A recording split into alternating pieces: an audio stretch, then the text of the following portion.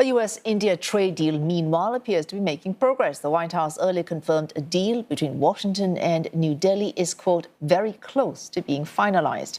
India's External Affairs Minister Dr. S. Jaishankar voiced his optimism that trade discussions with the US are heading towards, quote, a successful conclusion, while he visits the US for a meeting of Quad foreign ministers.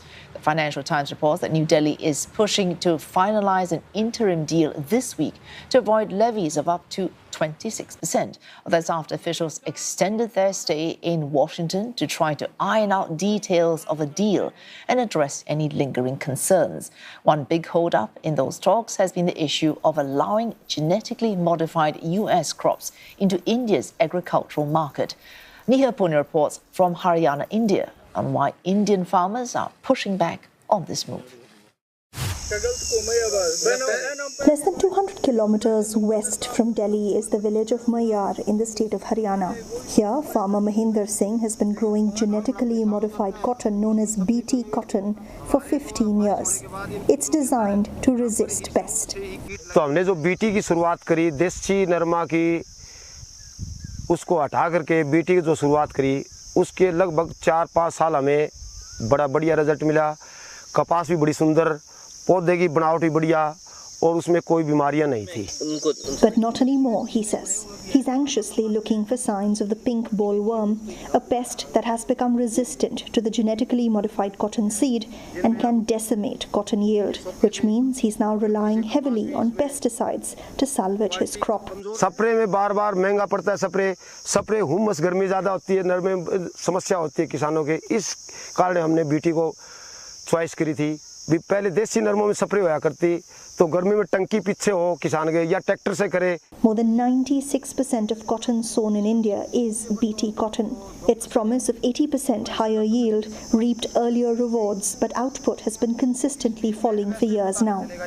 Farmers tell us that with temperatures hitting a new record high every year and erratic rainfall, both of these factors linked to climate change have worsened pest outbreaks in recent years.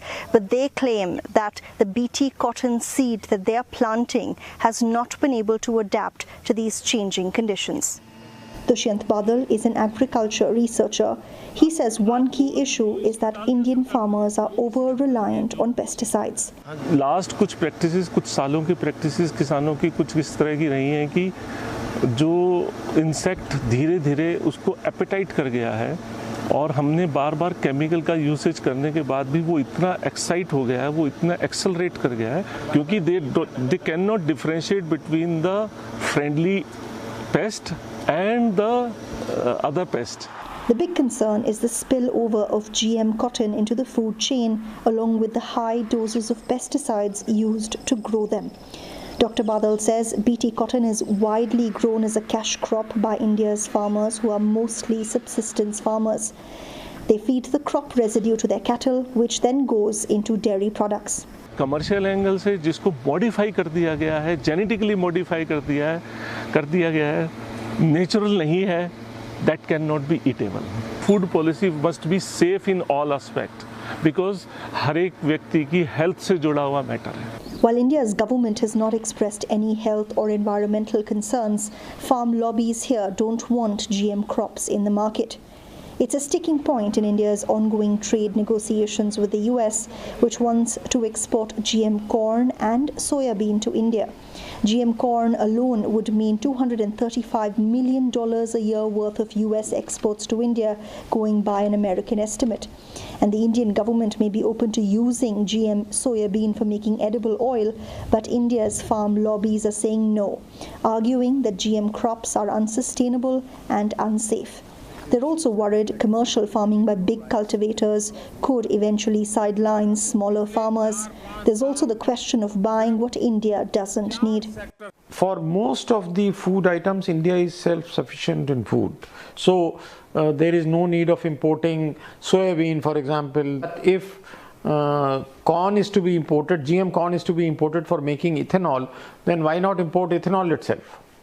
A national policy on GM crops through public consultation is now in the works, but opposing views remain strong. Back in the Mayar village, farmers like Rajesh Kumar have rejected GM cotton altogether.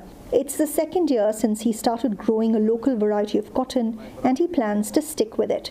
पिछले साल मैंने लगाया, उस time बोला देसी कई बार खाली निकल जाती है, कई बार हो जाता है, देसी में भी फाल नहीं आता और खाली बीमारी ज़्यादा आने की वजह से पिछली बार पूछा था, उसकी वजह से एक तो यहाँ पड़ोस में किसान ने लगाई और पीछे मेरी जो ससुराल है वहाँ लगाते, यहाँ से बीज भेजता हूँ मैं, मेरी ससुराल राजस्थान में भी यहीं से। It's this mistrust in the only genetically modified crop allowed in India so far that makes it a very tough sell for other GM crops to take root here. Neha Punia, CNA, Mayar, Haryana in India.